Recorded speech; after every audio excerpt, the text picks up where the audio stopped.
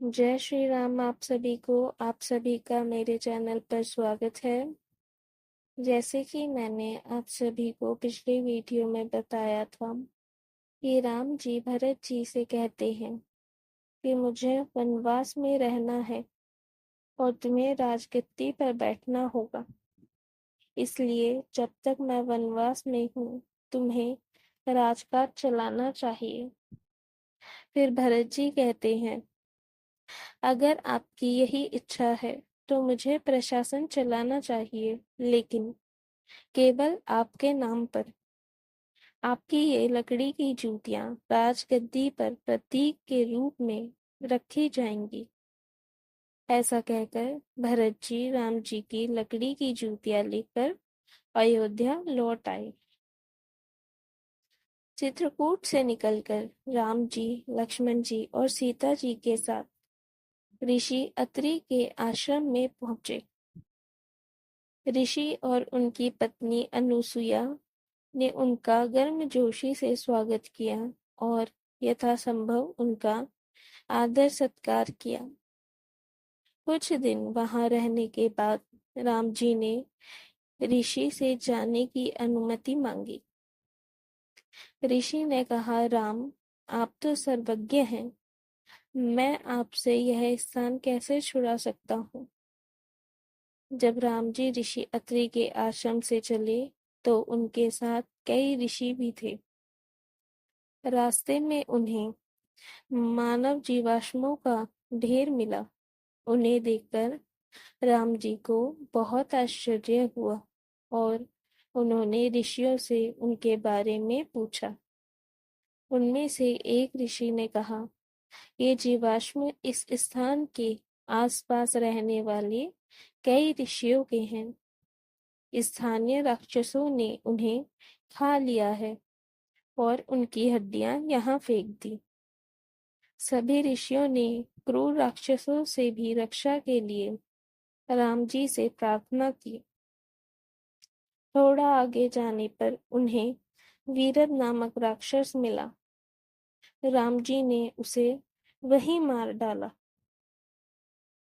अब राम जी अगस्त्य मुनि के आश्रम में आए और उनका आशीर्वाद लिया। मुनि ने उन्हें कुछ दिव्य अस्त्र भी दिए। राम जी ने तब मुनि से कहा, आपने मेरे लिए जो स्नेह पूर्वक किया है उसके लिए मैं आपका बहुत आभारी हूँ। कृपया मुझे रहने के लिए कोई उपयुक्त स्थान सुझाइए। मुनि ने कहा, वहां से लगभग 4 मील दूर पंचवटी नामक स्थान है। तुम वहां शांति पूर्वक रह सकते हो। वहां तुम्हें हर प्रकार की हानि से सुरक्षा मिलेगी। अतः राम जी अपने भाई और पत्नी के साथ पंचवटी की ओर चल पड़े। रास्ते में उनकी मुलाकात गिरिराज जटायु से हुई। जटायु ने राम जी को अपना परिचय राजा दशरथ के मित्र के रूप में दिया और राम जी से अनुरोध किया कि वे उसे अपने साथ रहने दें। उसने राम जी को आश्वासन दिया कि वह वन में उसके बहुत काम आएगा। राम जी ने सहमति दे दी और जटायु उनके साथ चला गया। पंचवटी क्षेत्र में पहुंचकर लक्ष्मण जी ने एक उपयुक्त स्थान चुना और राम जी और सीता जी के रहने के लिए एक कुटिया बनाई। कुटिया देखकर राम जी बहुत खुश हुए। उन्होंने लक्ष्मण जी की बहुत प्रशंसा की और उन्हें सुझाव दिया, चलो कुछ फूल इकट्ठा करें और कुटिया में देवताओं की पूजा करें और फिर इसे अपना घर बनाएं। दोनों भाइयों ने गोदावरी में स्नान किया और फिर कुछ कमल के फूल इकट्ठा करके कुटिया के अंदर देवताओं की पूजा की। कुटिया विशाल और आरामदायक भी थी, इसलिए वे वहां शांति से रहने लगे। लक्ष्मण जी जंगल से ईंधन की लकड़ियां लाते थे और सीता जी खाना बनाती थी। राम जी के पंचवटी में रहने से क्षेत्र के संत काफी सुरक्षित हो गए और इसलिए वे बहुत खुश थे। सुपर्णखा लंका के राजा रावण की बहन थी। वह एक कुटिल, क्रूर और कामुक राक्षसी थी। एक दिन वह पंचवटी से गुजर रही थी, जहां उसने राम जी और लक्ष्मण जी को देखा। उन्हें देखकर उसने सोचा, आह वाह, ये दोनों कितने सुंदर हैं। अगर मैं उनमें से किसी एक से शादी कर लूं, तो मैं जीवन भर खुश रहूंगी। ऐसा सोचकर वह राम जी की कुटिया के पास आई और अपना रूप बदल लिया।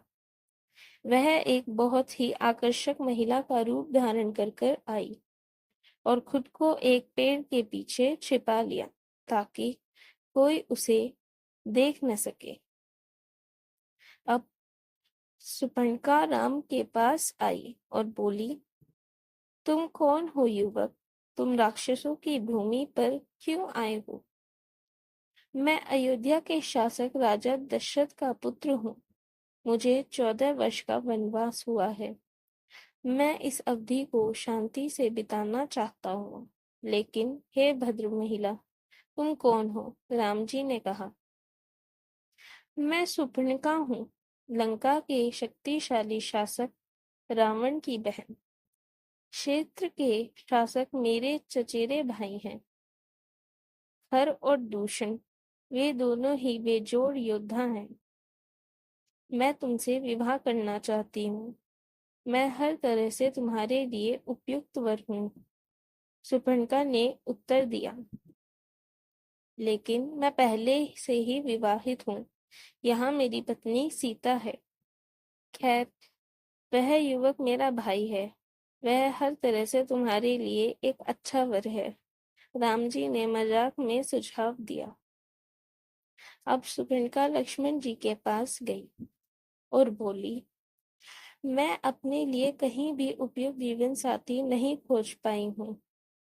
अब मैं आपके पास आई हूँ। मैं देखती हूँ कि आप इस धरती पर सबसे सुंदर पुरुष हैं।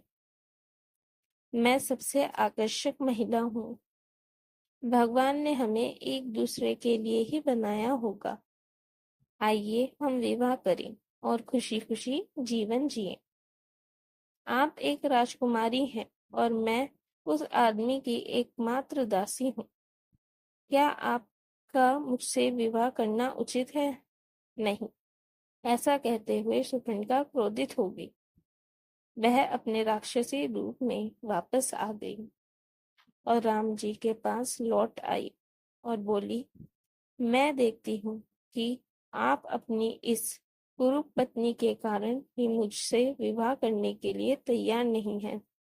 इसलिए मुझे इसे खा जाना चाहिए और फिर आप मुझसे विवाह करेंगे। इन शब्दों के साथ सुपर्णखा सीता जी की ओर बढ़ी और उन पर झपट पड़ी। आज के लिए इतना ही। वीडियो अच्छी लगी हो तो वीडियो को लाइक कीजिए, शेयर कीजिए, कमेंट कीजिए। जय श्री राम। और वीडियोस के लिए चैनल को सब्सक्राइब कीजिए। Thank you for watching.